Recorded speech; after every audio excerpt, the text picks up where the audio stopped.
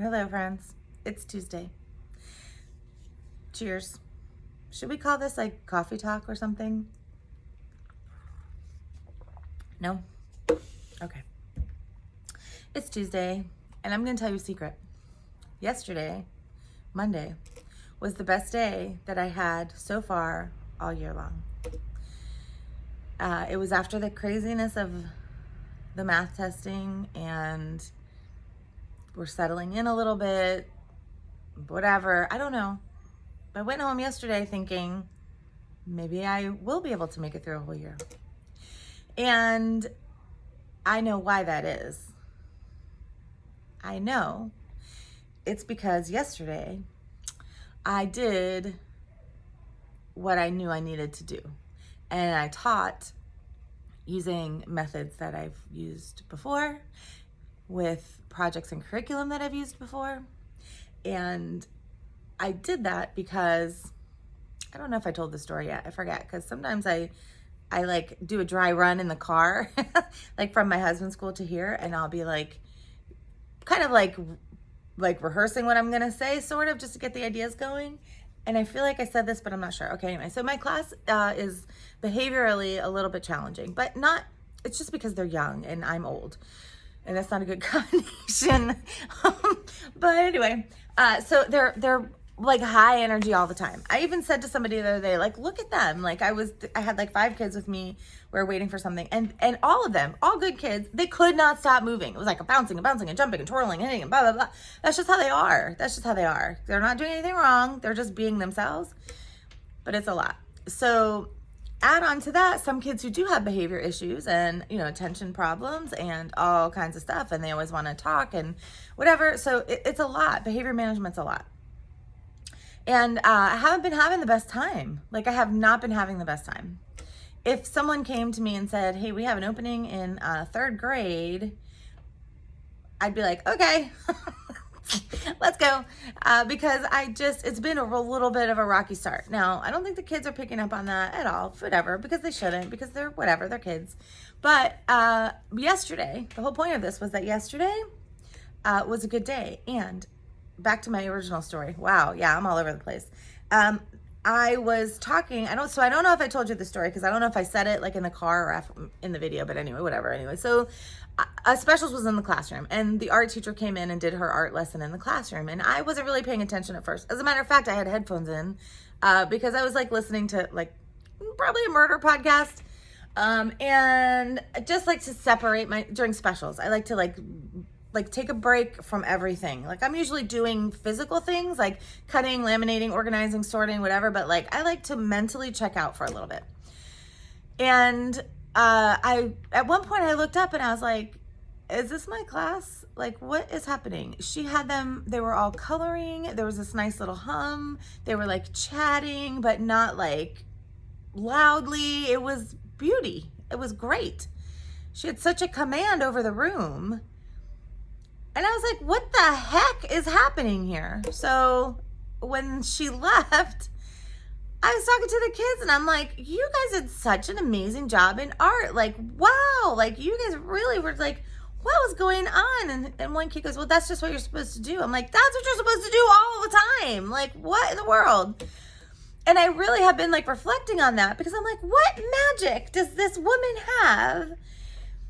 And then I realized the main difference is what she was doing with them. It was a completely developmentally appropriate art activity, and they were loving it.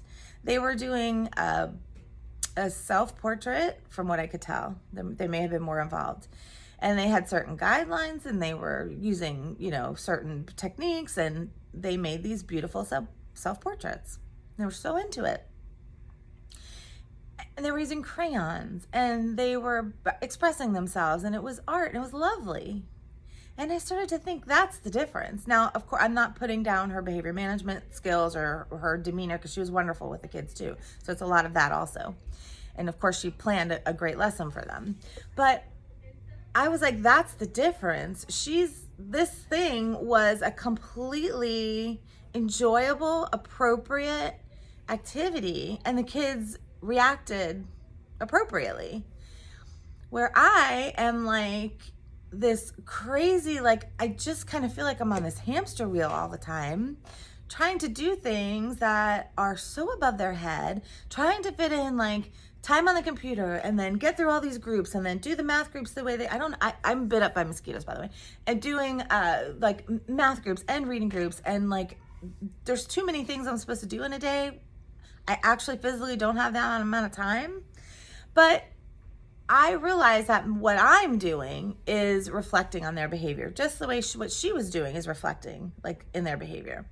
So yesterday, I was a rebel. And I'll tell you a story someday. I have that rebellious streak. It's in there. I have kept her at bay for a long time. But there's a little rebel in me. And I don't want her to come out because it tends to get me in trouble.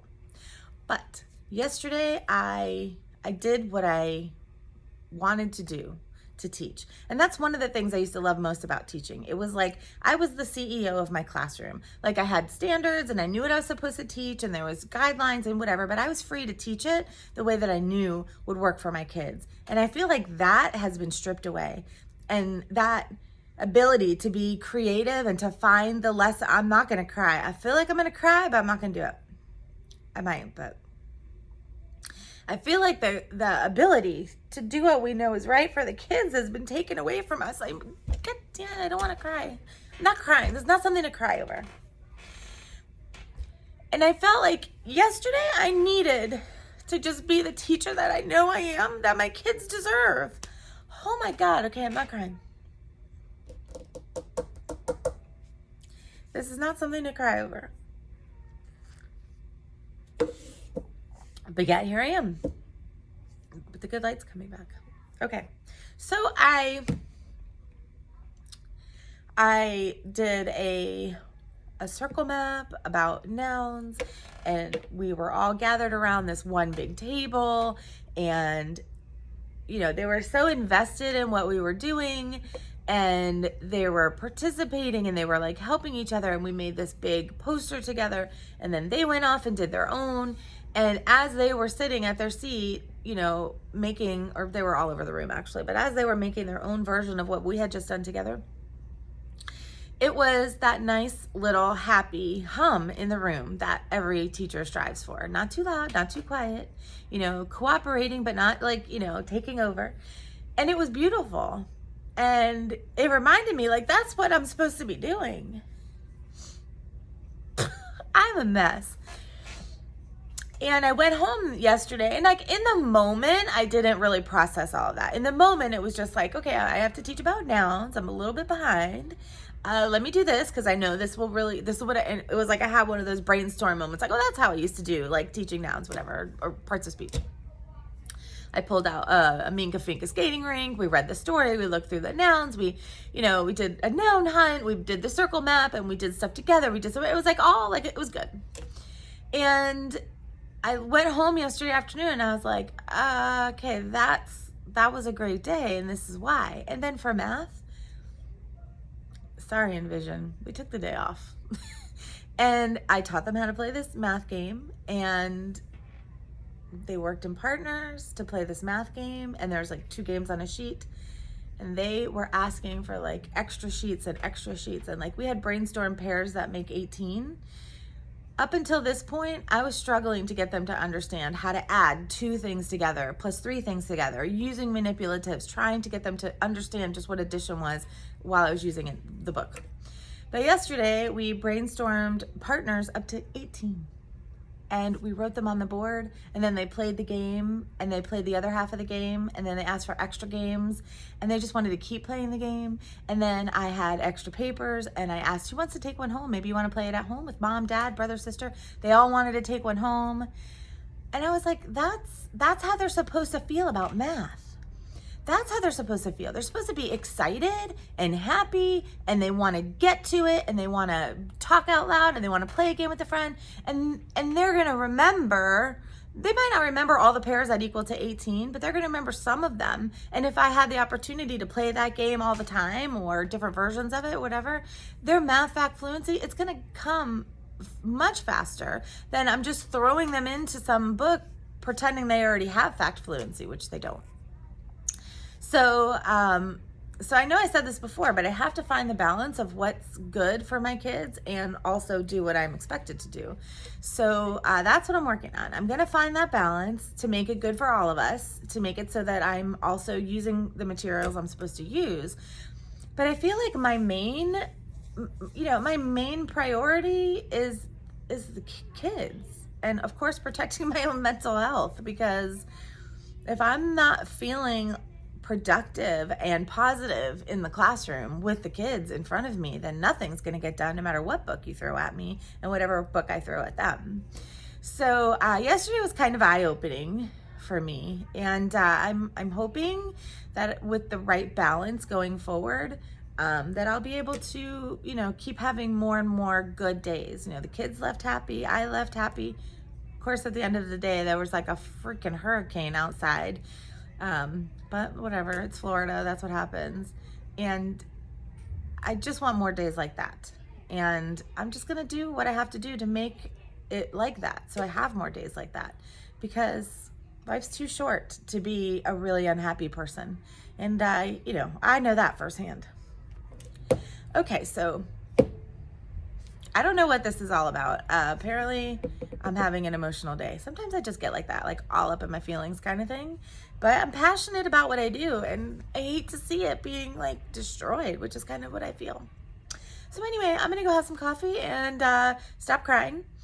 Last time I wore this dress, which is one of my favorites, and I think I'm gonna talk a little bit about clothes and like whatever body image, but this dress is one of my favorites. It's a dress. It has no sleeves. Two things I never, ever would have worn just a couple of years ago.